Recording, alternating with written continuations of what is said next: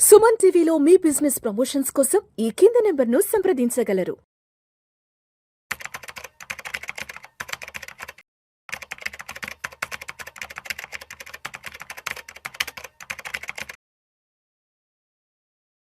అనిల్ గారు నమస్తే సార్. నమస్తే విష్ణు గారు. Welcome to Vishnu talks. Thank you అండి. సో అనిల్ గారు, మనందరికీ బాగా సుపరిచితమైన లెన్స్కార్ట్ ఐపీఓకి ఆన్ బోర్డు కాబోతోంది.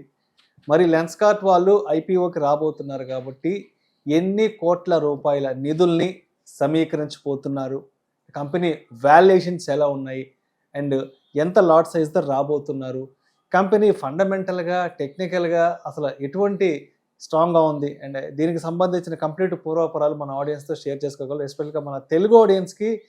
సో లెన్స్కార్ట్ ఐపీఓ వచ్చేసి రేపు స్టార్ట్ అవబోతోంది. అక్టోబర్ 31 ఫ్రైడే రోజు. ఓపెన్ ఎప్పటి వరకు ఉంటుందంటే ట్యూస్డే నవంబర్ 4th, అంటే 3 వర్కింగ్ డేస్ రోజు ఓపెన్ ఉంటుంది.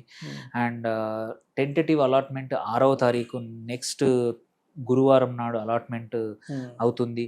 రీఫండ్స్ 7th వెళ్ళిపోతే టెంటేటివ్ లిస్టింగ్ ఈ మండే కాకుండా వచ్చే మండే నవంబర్ 10వ తారీఖు లిస్టింగ్ అయ్యే అవకాశాలు ఉన్నాయి.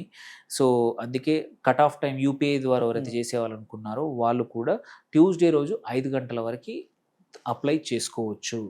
అండ్ ఇది వచ్చేసి ప్రైస్ బ్యాండ్ వచ్చేసి 382 నుంచి 402, face value only ₹2, lot size 37 షేర్లు. సో ఇది వీటి మోరార్లెస్ డిస్కౌంట్ డీటెయిల్స్ అనమాట. ఎంప్లాయీ డిస్కౌంట్ కూడా ఒక ₹19 డిస్కౌంట్ ఉంది ఎంప్లాయీస్ అయితే. సో ఇవి కొంచెం అండ్ ఇందులో కూడా ఏంటంటే రీటైల్కి 37 షేర్లు మినిమము. మ్యాక్సిమం రీటైల్ అప్లై చేయగలిగేది 481, అంటే 13 లాట్లకి అప్లై చేసుకోవచ్చు.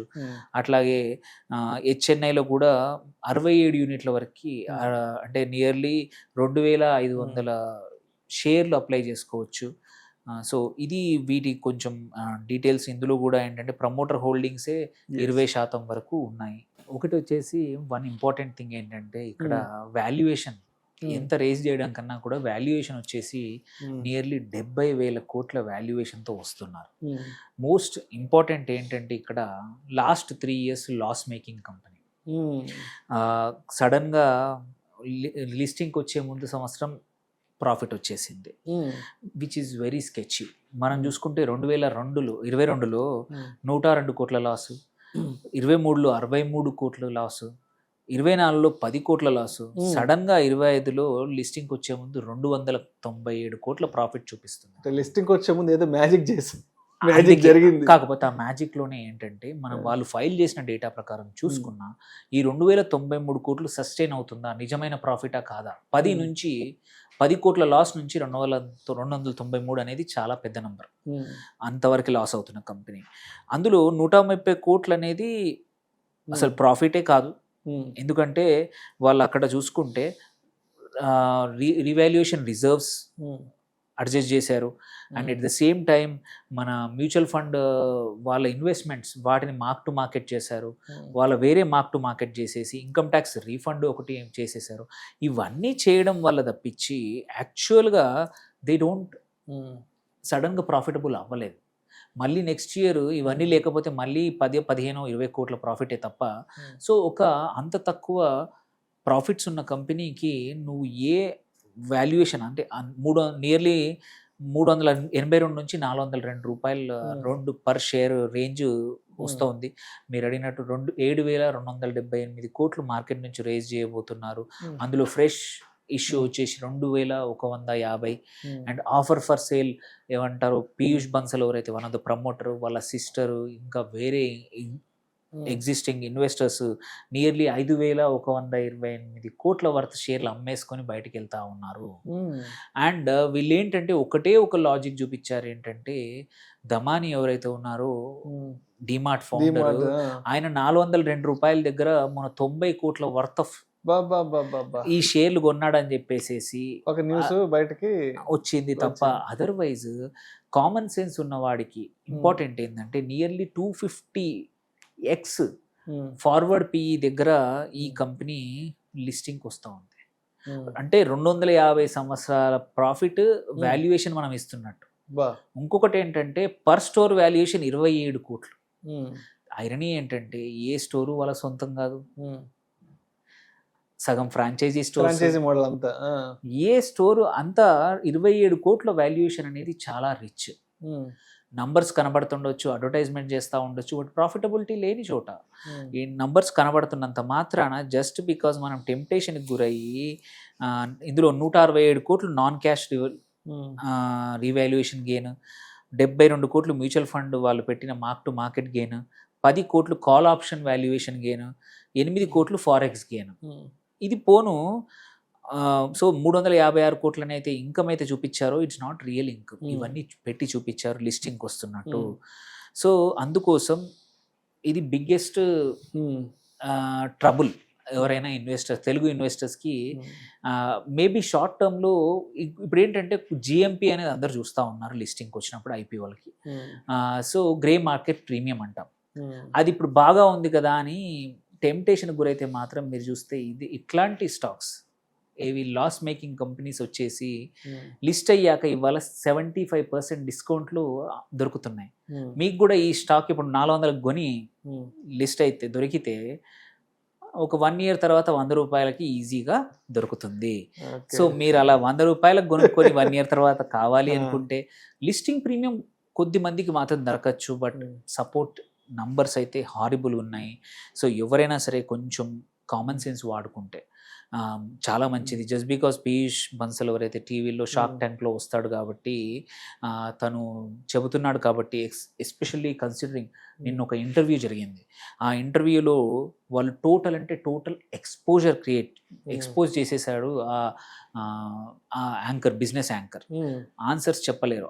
మోరార్లెస్ అప్పుడు ఒక రాహుల్ గాంధీకి ఆర్నబ్ గోస్వామి ఎట్లా ఇంటర్వ్యూ చేసి లైఫ్లో మళ్ళీ కోలుకోకుండా చేశాడు, నిన్న మోరార్లెస్ పీయూష్ బన్సల్ కూడా మోరార్లెస్ అలాంటి మూమెంట్, అలాంటి దెబ్బే జరిగింది. సో ఎవరైనా సరే 70,000 కోట్ల వాల్యుయేషన్ ఒక ఇట్లాంటి ఆప్టికల్ కంపెనీకి మైండ్ ఉన్న వాళ్ళు ఎవరైతే కష్టం. అండ్ మీరు చూడండి టైటన్ ఏదైతే ఉందో ఆ లెక్కన సింపుల్గా వాళ్ళ బంగారాన్ని బిజినెస్ని పక్కన పెట్టి ఆప్టికల్ బిజినెస్ని సపరేట్ చేస్తే ఇంతే వాల్యుయేషన్ వస్తుంది కాదుగా.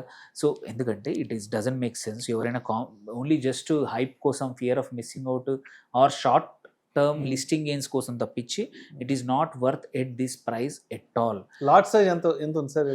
లాట్ సైజ్ నీరు 15,000 16,000 రేంజ్ లో వస్తుంది.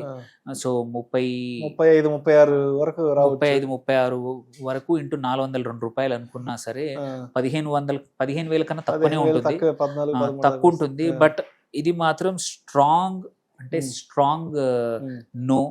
జనరల్గా మనం అంత గట్టిగా నేను చెప్పను. దో ఇది ఒక internet or new age company అనుకున్నా కానీ ఇంత వాల్యుయేషన్ 250x PE ఇవ్వాలా అనేది టోటలీ అన్రీజనబుల్. అండ్ అన్నిటికన్నా ఇంపార్టెంట్ ప్రాఫిట్స్ వాళ్ళు చూపిస్తున్న numbers not real at this time. ఇక్కడి నుంచి పెరిగినా కానీ అంత ఎక్కువగా పెరగకపోవచ్చు. అండ్ సో ఎవరైనా సరే వాళ్ళ డబ్బులు కొంచెం కాపాడుకోవాలనుకుంటే మాత్రం వేస్ట్. ఒక 6 నెలల తర్వాత ఇదే స్టాక్ కంపల్సరీ 400 దగ్గర ఇప్పుడు ఆఫర్ చేస్తున్నది 100-150 రూపాయలు 200కి కొనుక్కోవచ్చు. ఇట్ ఈజ్ రీటైల్ ఇన్వెస్టర్స్ని, మ్యూచువల్ ఫండ్ ఇన్వెస్టర్స్ని క్యాష్ అవుట్ చేసుకోవడానికి ఇట్లాంటి కంపెనీస్ సడన్గా ప్రాఫిటబిలిటీ అయి వస్తున్నట్టు నాకైతే అనిపిస్తూ ఉంది. సో ఇన్వెస్టర్స్ మాత్రం 1-2 సార్లు ఆలోచించాలి, తమ ఓన్లీ లిస్టింగ్ గోన్స్ కోసం తప్ప అదర్వైజ్ ఫండమెంటల్స్ ఈ ప్రైస్కి అస్సలు సపోర్ట్ చెయ్యట్లేదు. సో జాగ్రత్తగా ఉండాలండి. హడావిడిగా తొందరపడి ఐపీఓకి వెళ్ళి కొనలంత మాత్రాన మునిగిపోయేది ఏమీ లేదు. మీరు థియరిటికల్గా చూసుకుంటే ఒక షాపు, ఒక లెన్స్కార్ట్ స్టోరు 10 లక్షల ప్రాఫిట్ సంవత్సరానికి జనరేట్ చేస్తుంది. 10 లక్షల ప్రాఫిట్ జనరేట్ చేస్తున్న స్టోర్కి 25 కోట్ల వాల్యుయేషన్ ఇవ్వడం కరెక్టా? ఇది ఒకటి ఆలోచించుకుంటే చాలు, మనం పెట్టచ్చలా తెలుస్తుంది. సో జస్ట్ బికాజ్ అడ్వర్టైజ్మెంట్ అన్ని జరుగుతుంది, కనబడుతున్న బ్రాండ్ అని చెప్పి ట్రాప్లోకి పడకండి. అందరికి బాగా సుపరిచితమైంది, అడ్వర్టైజ్మెంట్స్ విపరీతంగా ఇస్తారు, రోడ్డు మీదకి వెళ్ళినప్పుడు స్టోర్స్ ఎక్కువ కనిపిస్తాయి అని మాత్రం టెంప్ట్ అయిపోకూడదు. అవును, బట్ ఫండమెంటల్ గా టెక్నికల్ గా ఎంతవరకు ఇప్పుడు మనకి 400లకు అమ్ముతున్న ఈయననే పీయూష్ బన్సల్ మన జూలై 2025 ఎన్ని నెలలు అయింది? 3 నెలలు 4 నెలలు 52 రూపాయలకు కొన్నాడు. అబ్బో, ₹52కి కొన్నాడు తను అడిషనల్గా. ఆయన్నే ఇవాళ ఎంతకు అమ్ముతున్నాడు? 400. 3 నెలల్లో 52 నుంచి 400 అంటే 8 రెట్లు అవ్వడం అనేది ఇంపాసిబుల్.